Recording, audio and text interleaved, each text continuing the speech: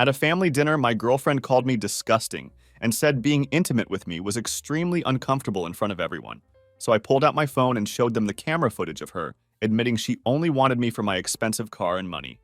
Hey everyone, my name is David, and this Tuesday morning started like any other. I stood in front of the bathroom mirror, carefully adjusting my tie and checking my Tag Heuer watch while mentally calculating my morning schedule. It was 7:30 a.m., which meant Lisa would still be in bed for another hour at least. She had gotten into the habit of sleeping in later ever since her promotion 6 months ago. The new position as senior event coordinator at Premier Events Company came with longer hours and increasingly demanding clients, but the salary bump was definitely worth it. Combined with my income as a corporate lawyer at the firm, we were finally hitting all the financial goals I had mapped out when we moved in together last year. Yeah, maybe, Lisa said, still focused on her screen. I should get ready. Mrs. Rodriguez wants to discuss her anniversary gala at 10. I started throwing more of her clothes into the suitcase, my movements sharp and angry. 2.5 years you complained about our sex life to your friends, probably laughed about how boring I was in bed, how predictable and safe I was. 2.5 years you sat there fantasizing about Jake tying you up while I tried to show you how much I loved you. David, please, Lisa said again, her voice breaking as she watched me systematically remove every trace of her from our bedroom. Please, we can fix this. I'll be honest with you about everything. We can go to therapy, we can work on the intimacy issues. Please what? I snapped, whirling around to face her. Please keep letting you use me? Please keep being your fucking security blanket while you fantasize about someone else? Please keep pretending that what we had was real when you've just admitted it was all a calculated business decision on your part? I zipped up the suitcase with more force than necessary and set it on the floor beside the bed. You have until Monday to get the rest of your shit out. I'm changing the locks on Tuesday morning. Where am I supposed to go? Lisa asked again, and this time there was genuine panic in her voice as the reality of her situation began to sink in. I can't afford this apartment on my own. I don't have anywhere else to stay. That's your problem now, I said, heading toward the bedroom door. You should have thought about that before you decided to settle for the boring guy with money while complaining about him behind his back. David, wait! Lisa called out, scrambling off the bed to follow me.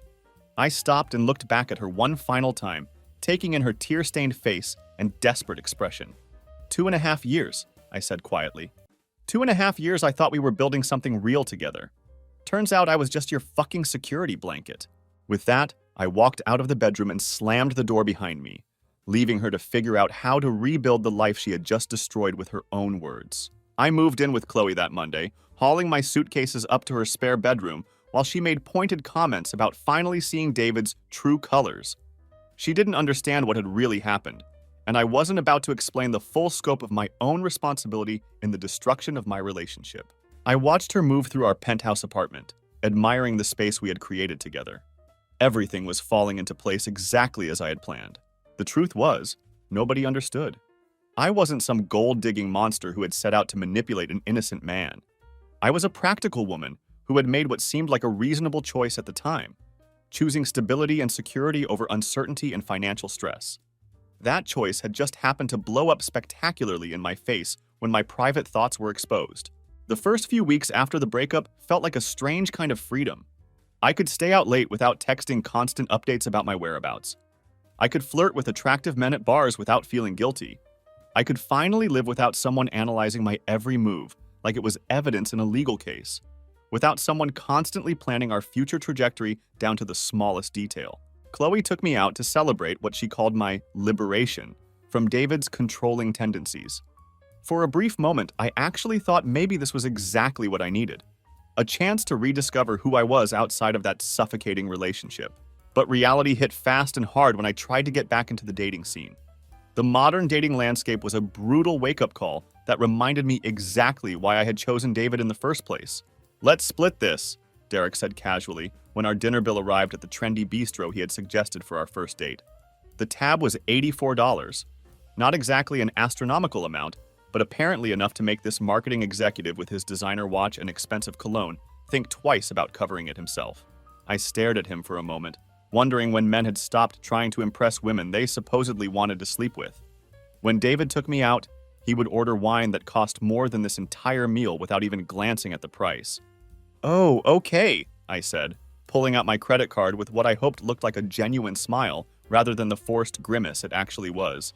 Derek didn't call again, and neither did Brandon, the graphic designer who suggested we hang out at his place for our second date instead of going anywhere that required him to spend actual money. Or Kevin, the software developer who had the audacity to ask me to Venmo him for half the Uber fare after our hookup, as if splitting a $12 ride was a reasonable expense to burden me with after mediocre sex in his studio apartment. "Welcome to dating in your 20s when you're not being subsidized by a sugar daddy," Chloe said with a smirk, when I complained about my third consecutive Netflix and chill invitation from yet another man who apparently thought his company was payment enough for an evening. "He wasn't a sugar daddy," I snapped, though even as the words left my mouth, I could hear how defensive and unconvincing they sounded. He was my boyfriend who happened to be financially generous and knew how to treat a woman properly. The lease was up for renewal in 4 months, and I had already spoken to the landlord about upgrading to the larger unit down the hall. It would give us more space for the future we were building together, and the additional square footage would be perfect for when we eventually started a family. But even as I defended David to Chloe, I knew she was right about the current state of dating. These men weren't interested in building anything meaningful or lasting. They wanted easy access to sex with minimal emotional or financial investment on their part. At least David had respected me enough to take me to actual restaurants and pay for proper dates.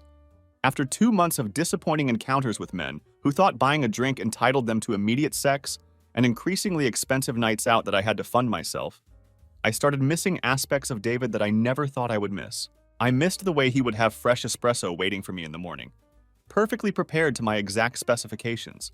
I missed how he would remember details about my work stress and actually ask thoughtful questions about my difficult clients. I missed the security of knowing that someone genuinely gave a damn about how my day had gone, someone who wanted to hear about both my successes and my frustrations. Most of all, I missed the financial stability that had allowed me to focus on my career and personal growth instead of constantly worrying about money. Living with Chloe meant splitting higher rent, and covering my own entertainment expenses was eating through my savings faster than I had anticipated. After weeks of internal debate and growing desperation, I decided to reach out to David. Maybe we had both been too hasty in our reactions.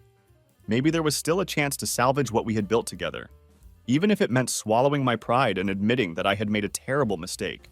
"I've been thinking about us," I texted him one Friday evening, staring at my phone for 20 minutes before finally hitting send. Maybe we were too hasty in how everything ended. We could try couples therapy, work through our communication issues.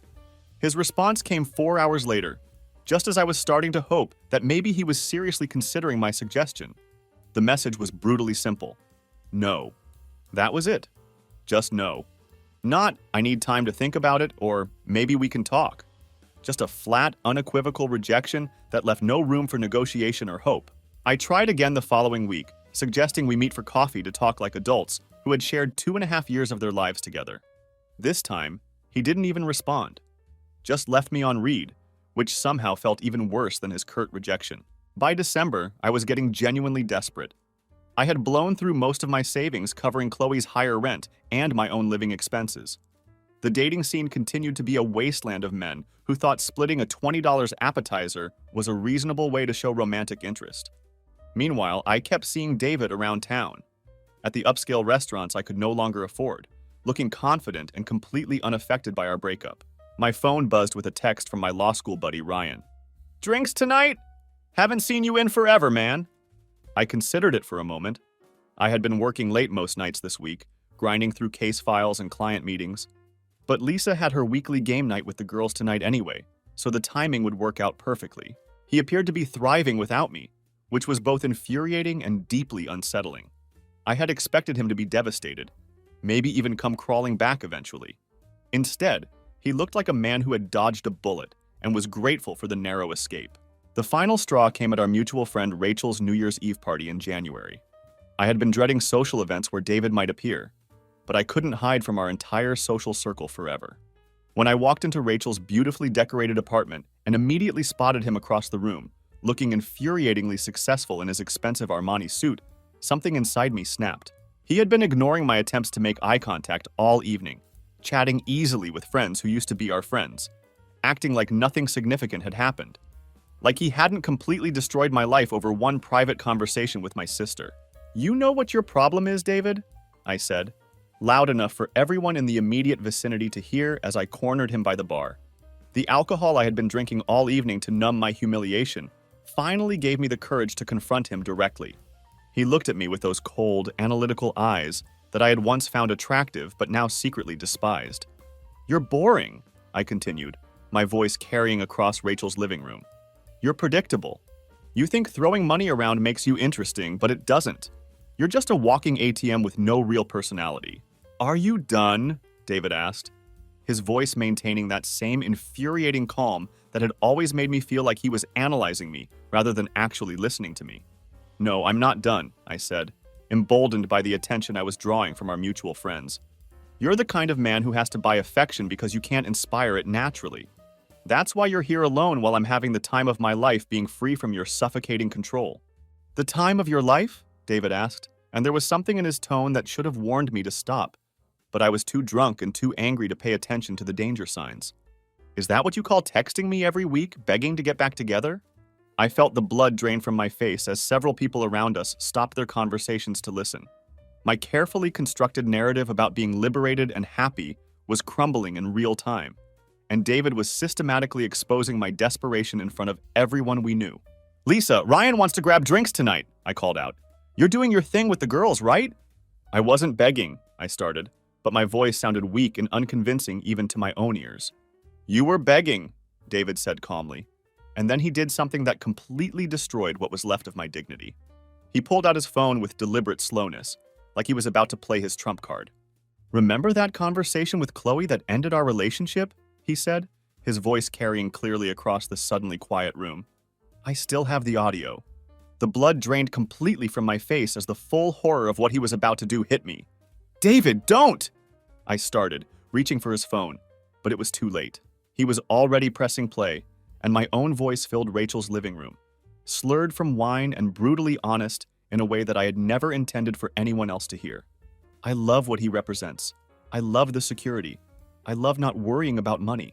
Then Chloe's voice came through the phone speaker. "But do you love him?" And my own voice again, sealing my social death warrant. "I love what he represents." The silence in the room was absolutely deafening. I could feel everyone staring at me.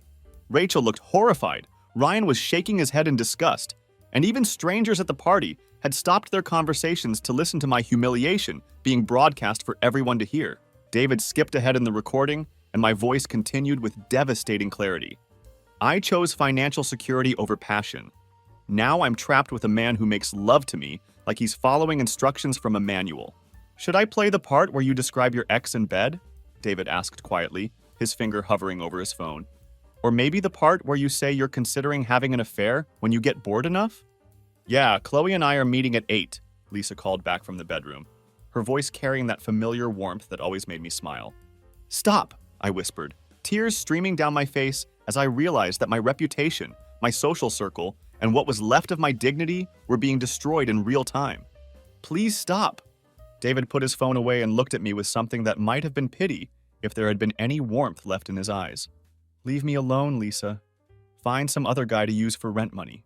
He walked away, leaving me standing there with a dozen people staring at me like I was some kind of monster they had just discovered in their midst. Within a week, everyone in our social circle knew exactly why we had broken up. The story spread like wildfire through our group of friends, acquaintances, and professional contacts. I became known as the girl who used her boyfriend for financial security, and got caught complaining about it on a security camera recording. The narrative was simple and devastating. I was a calculating woman who had manipulated a good man for his money while secretly despising him and planning to cheat on him. Every detail of that private conversation with Chloe was dissected and shared, turning my moment of vulnerable honesty into proof of my moral bankruptcy. People I had considered friends suddenly became distant and cold. Invitations to social events stopped coming. Former colleagues who had once been friendly now treated me with barely concealed disgust. The professional networking events that had been crucial for building my event planning business became minefields of whispered conversations and judgmental stares.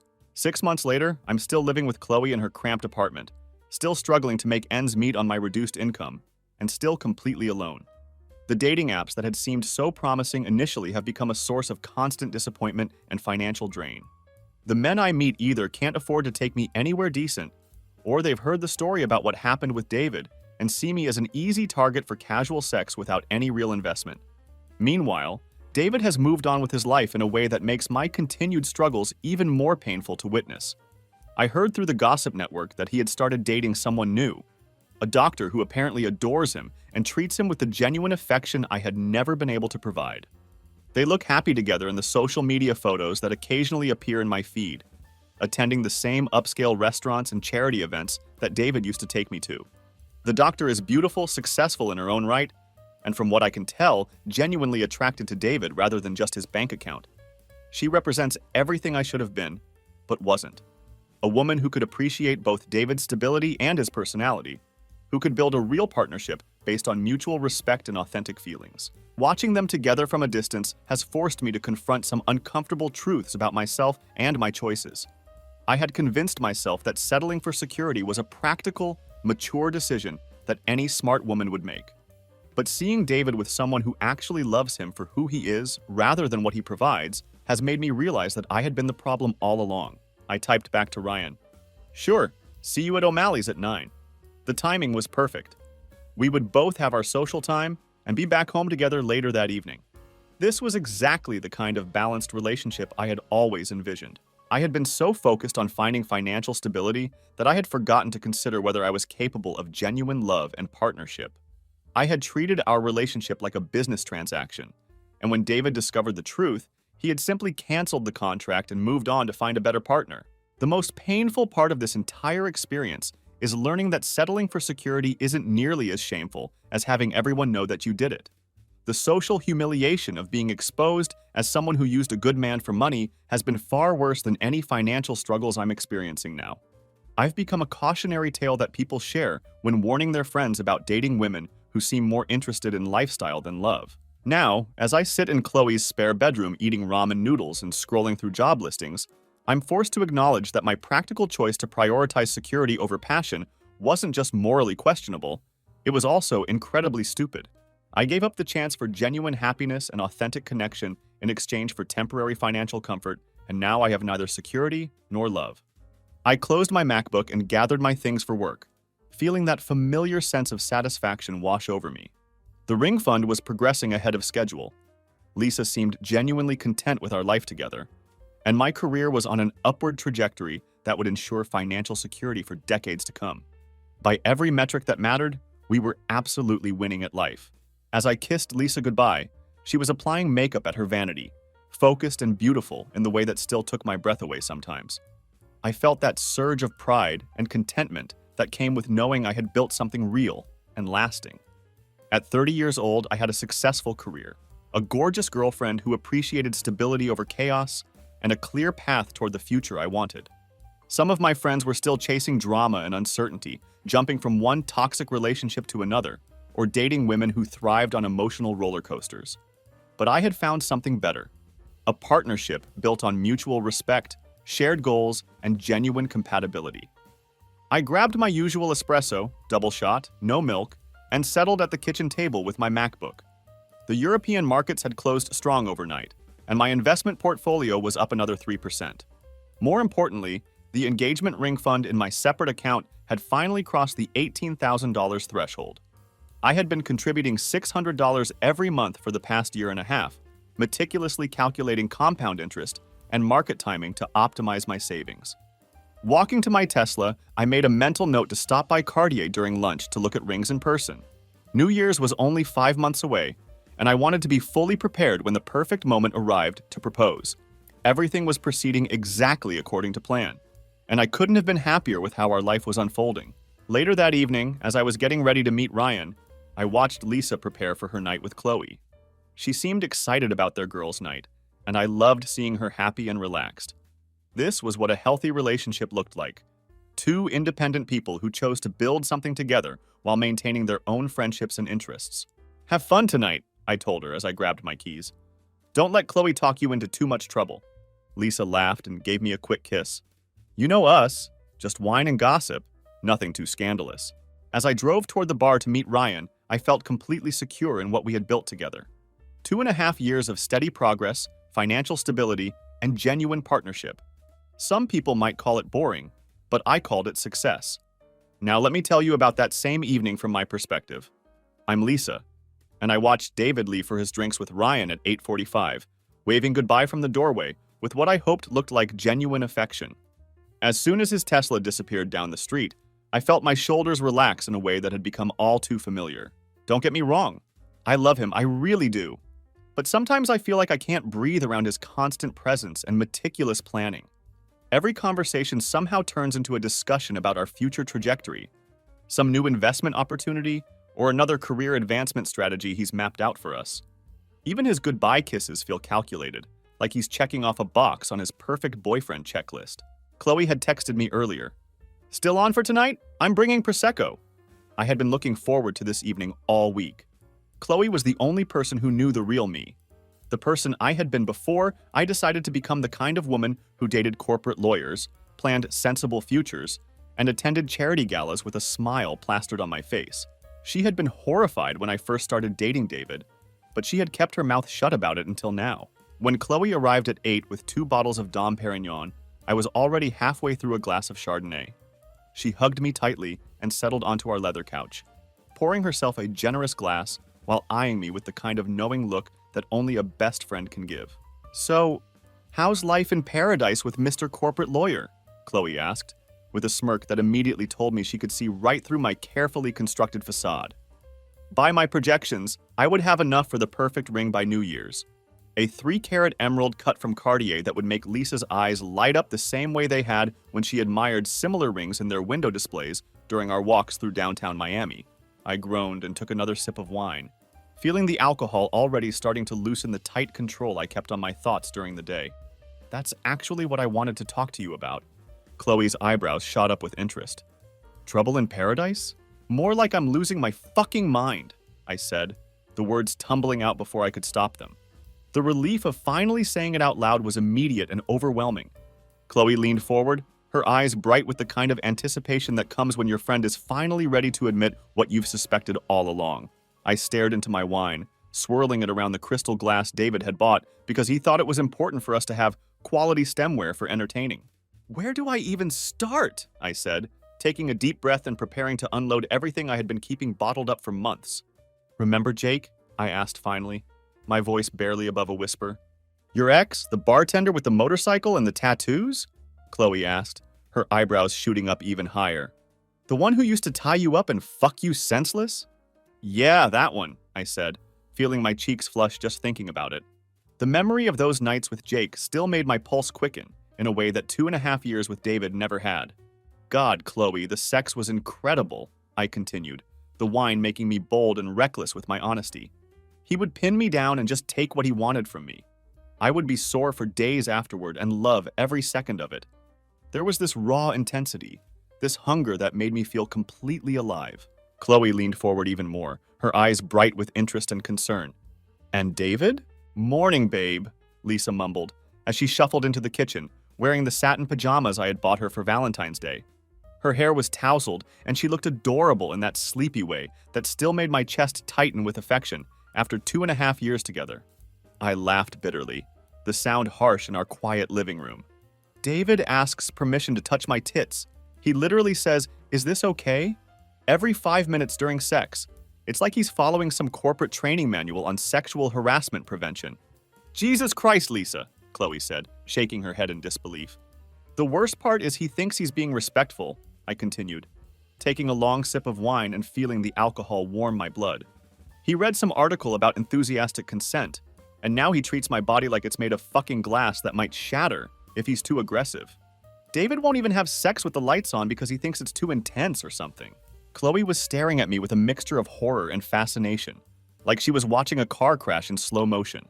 "So why are you still with him?" And there it was. The question I'd been avoiding for months.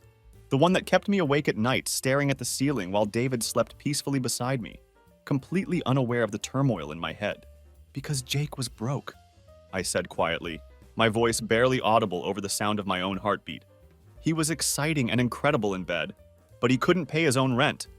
I was always covering dinner, always lending him money for his motorcycle payments or his bar tab. I got so tired of dating a man-child who lived like he was still in college at 28. I stood up and walked to the window, looking out at David's Tesla in the driveway. A car that cost more than Jake made in an entire year. David has his shit together, I said, pressing my forehead against the cool glass. He makes more money in a single month than Jake made in 6. He's responsible, he's stable, he's reliable. He wants to marry me and give me a good life with financial security and a beautiful home. But do you love him? Chloe asked, her voice gentle but insistent. The silence stretched between us, filled only by the sound of the air conditioning humming and a neighbor's dog barking in the distance. I could feel Chloe's eyes on my back, waiting for an answer I wasn't sure I was brave enough to give. I love what he represents, I said finally, my voice cracking slightly under the weight of my admission. I love the security he provides. I love not worrying about money or whether the rent will be paid on time. I love that he'll never cheat on me or disappear for 3 days on a drinking bender with his buddies. Good morning, beautiful, I said, looking up from my laptop and noting how the morning light caught the natural highlights in her auburn hair. Fresh espresso in the machine. I made enough for both of us. That's not the same thing, Lisa, Chloe said softly. I know, I replied, tears threatening to spill over. I know it's not the same thing at all. But Chloe, I'm 26 years old, I continued, turning away from the window to face her directly. I'm so fucking tired of dating losers who can't even afford to take me to a decent restaurant. Do you know what it's like to always be the one paying for everything? To have to worry about whether your boyfriend can cover his half of a $30 dinner bill? I walked back to the couch and collapsed beside her, suddenly feeling exhausted by the weight of my own honesty. David took me to that new place on Ocean Drive last week, the one where dinner costs $400 for 2 people. He didn't even blink at the bill. He just handed over his Black American Express card like it was nothing. Chloe joined me at the window, her reflection appearing beside mine in the glass. You settled, she said simply. I settled, I confirmed, the words tasting bitter in my mouth. I chose financial security over passion. I chose stability over excitement. And now I'm trapped with a man who makes love to me like he's following step-by-step instructions from a fucking manual. Have you talked to him about it? Chloe asked, though her tone suggested she already knew the answer. About wanting things to be more intense in the bedroom? I laughed harshly, the sound echoing off our expensive windows. Are you kidding me? David thinks dirty talk is whispering, "You're so beautiful," in my ear during missionary position. The kinkiest thing we've ever done is shower sex, and he spent the entire time worried about me slipping and hurting myself on the marble tiles. So talk to him, Chloe pressed. Tell him what you actually want. And say what exactly? I shot back, my voice rising with frustration. Hey, honey, I need you to tie me up and fuck me like you hate me, because right now our sex life is literally putting me to sleep? He'd probably have a panic attack and suggest we see a couples therapist. She poured herself a cup and added her usual splash of hazelnut cream, leaning against the marble counter as she scrolled through her iPhone. I returned to my analysis of overnight trading patterns, satisfied by the comfortable rhythm of our morning routine. This was exactly what I had always wanted. Stability, partnership, and a woman who appreciated the security I could provide. I shook my head, feeling the futility of the situation crash over me like a wave. Besides, it's not really about technique, Chloe. It's about desire. Jake wanted to devour me. He looked at me like I was something he absolutely had to have. David wants to cherish me and protect me and treat me like I'm made of porcelain. Chloe was quiet for a long moment, processing everything I had just dumped on her. Finally, she asked the question I had been dreading. What are you going to do? I looked at my reflection in the window, superimposed over David's pristine Tesla in the driveway. I don't know, I admitted. Stay, I guess. Learn to live with it. Maybe have an affair when I can't take the boredom anymore. Lisa, Chloe said, her voice sharp with concern. What? I replied, meeting her eyes directly. I'm being honest here. I picked stability over passion, and now I have to live with that choice. At least when he proposes, and he will, probably at New Year's, knowing how meticulously he plans everything. I'll have a beautiful ring and a secure future. And you'll be miserable, Chloe said bluntly. Maybe, I conceded, but I'll be financially secure and miserable, which is better than being broke and miserable like I was with Jake. It was Friday evening when I finally got around to my weekly security camera review. Work had been absolutely brutal that week. Back-to-back client meetings, depositions, and a massive case restructuring that kept me at the office until nearly 10 every night. Lisa had been understanding as always, ordering takeout from our favorite Thai place and waiting up for me despite her own demanding schedule coordinating events. I settled into my home office chair with a cold Corona, ready to quickly delete the week's footage and finally get some rest. This was usually mindless work, just fast-forwarding through empty rooms and routine daily activities to clear storage space on our security system. Nothing ever happened worth preserving. I started with Tuesday's footage, quickly scrubbing through the mundane details of our day. When I reached Tuesday evening's files, I saw Lisa greeting Chloe at 8 p.m. sharp, with what looked like Prosecco bottles in hand. I almost skipped past it entirely. Just my girlfriend and her sister, having a normal evening together while I was out having drinks with Ryan. "Any exciting events today?" I asked, genuinely curious about her work. Lisa had a real talent for coordinating perfect celebrations, and I loved hearing her stories about the elaborate weddings and corporate galas she planned. But something made me pause. Maybe it was the way they were positioned on the couch, leaning toward each other with an intensity that seemed different from their usual casual hangouts. Maybe it was the body language that suggested this wasn't just sisterly small talk. Whatever it was, I found myself rewinding the footage and turning up the audio. "So, how's life in paradise with Mr. Corporate Lawyer?" Chloe's voice came through the speakers clearly, and there was something in her tone, a mocking edge that made my stomach tighten with unease.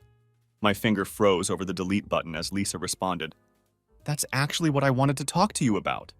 This definitely wasn't casual sister conversation. There was weight behind her words, a seriousness that immediately put me on alert. What followed was 52 minutes of conversation that systematically destroyed everything I thought I knew about my relationship, my girlfriend, and the life we had built together. Lisa's voice, raw and unfiltered by the carefully maintained facade she presented to me every day, confessing that she had chosen me primarily for my financial stability, rather than genuine attraction or love. She described our sex life as boring, complained that I wasn't aggressive or dominant enough for her tastes, and admitted that she felt trapped with someone who made love to her, like he was following instructions from a manual. Every intimate moment we had shared, every tender gesture I thought had meaning, was dissected and dismissed as inadequate compared to her memories of her ex-boyfriend Jake. I sat in my office chair for 4 hours, replaying different sections of the conversation, trying to process what I was hearing. By the time I finally stood up, my Corona was warm and forgotten on the desk, and I felt like I was going to throw up. 2.5 years. 2.5 fucking years of what I thought was building something real and lasting with someone who genuinely cared about me. 2.5 years of planning our future, saving for an engagement ring, imagining the family we would start together. And the entire time, she had been settling for me like I was some kind of consolation prize. The worst part wasn't even the sexual complaints. Though hearing her describe in graphic detail how much more she had enjoyed being with Jake was like a knife twisting in my chest. The worst part was the calculated nature of her choice. She had weighed her options like she was making a business decision, and I had been the safe, boring, financially stable option she had reluctantly chosen over passion and genuine desire. I walked into our bedroom and flipped on the lights with more force than necessary. The sudden brightness flooded the room, causing Lisa to stir and blink in confusion at the unexpected wake-up call. "Get up," I said, my voice deadly calm despite the rage coursing through my veins. Helping a tech startup plan their product launch party," Lisa replied without looking up from her phone. "They want a rooftop venue with ocean views and premium catering. Must be nice to have that kind of budget." Lisa stirred, blinking against the harsh light and looking at me with sleepy confusion. "David, what's wrong? What time is it?" Instead of answering, I pulled out my phone and played the audio clip I had saved from the security footage. Her own voice filled our bedroom, slurred slightly from wine, but crystal clear in its brutal honesty. I love what he represents. I love the security. I love not worrying about money. I watched as her face went completely white, the blood draining from her cheeks as she realized exactly what she was hearing. The sleepy confusion was instantly replaced by panic and the dawning horror of someone who had just been caught in their most private moment of honesty. "David, I can explain," she started, sitting up quickly and reaching toward me. "Shut up," I said, cutting her off with a sharpness that made her flinch. "Just shut the fuck up and listen to the rest of it." I played another clip, her voice continuing with that same casual brutality. "I chose financial security over passion. Now I'm trapped with a man who makes love to me like he's following instructions from a manual." "You feel trapped?" I asked, my voice maintaining that same deadly calm that was somehow more terrifying than if I had been screaming. "Well, congratulations, Lisa. You're officially free." "David, please, I can explain," she said again, desperation creeping into her voice as she scrambled out of bed. It's not what it sounds like. I was just venting to Chloe. I didn't mean... Explain what exactly? I interrupted, my composure finally cracking as my voice rose. Explain that you've been using me for the past 2.5 years? That every time you said you loved me, you were lying through your teeth? That I've been nothing more than your personal ATM with benefits? I started pulling her clothes from our shared closet and throwing them onto the bed. Pack your shit. You're out. Tonight? I smiled. Well, maybe someday we'll be planning our own celebration, I said casually, keeping my tone light because I didn't want to pressure her. But the hint was intentional. I had been gradually introducing the concept of marriage into our conversations, testing the waters. Lisa's responses had been positive, not enthusiastic exactly, but positive enough. She had even mentioned wanting a destination wedding, and I had already started researching the most exclusive resorts in the Caribbean. Where am I supposed to go? Lisa asked, tears starting to stream down her face as the reality of the situation hit her. David, please, we can work through this. Couples therapy, anything. I don't give a fuck where you go, I said, continuing to throw her belongings into the suitcase I had pulled from under the bed. Call Jake. Maybe he can afford you now, assuming he's learned how to pay his own rent. The tears were coming harder now, and she looked genuinely devastated, but I felt nothing except the cold satisfaction of finally having the upper hand. David, I do care about you. I know this sounds terrible, but... No, you don't care about me, I said, stopping my frantic packing to look directly at her. You care about my bank account. You care about the lifestyle I provide. You care about not having to worry about money. But you don't care about me as a person. I grabbed my keys from the dresser, feeling the weight of everything that had just been destroyed between us. You want to know the really fucked up part? I said, turning back to face her as she sat there crying on our bed, surrounded by her scattered belongings. I was going to propose to you at New Year's. Had the whole thing planned out. The perfect ring picked out from Cartier, the romantic dinner reservation, the speech I'd been practicing. I had $18,000 saved up in a separate account for your perfect emerald-cut engagement ring. Her face crumpled completely at this revelation, and she let out a sob that might have moved me if I hadn't just heard her true feelings about our entire relationship. David, you know what else is completely fucked up? I continued, my voice gaining momentum as the full scope of her betrayal became clear. If you had just told me you wanted me to be more aggressive in bed, I would have done it. If you had said you needed more excitement, more passion, we could have worked on it together. But you chose to lie instead. I didn't know how to... Lisa began, but I cut her off before she could finish the excuse. Bullshit, I said sharply.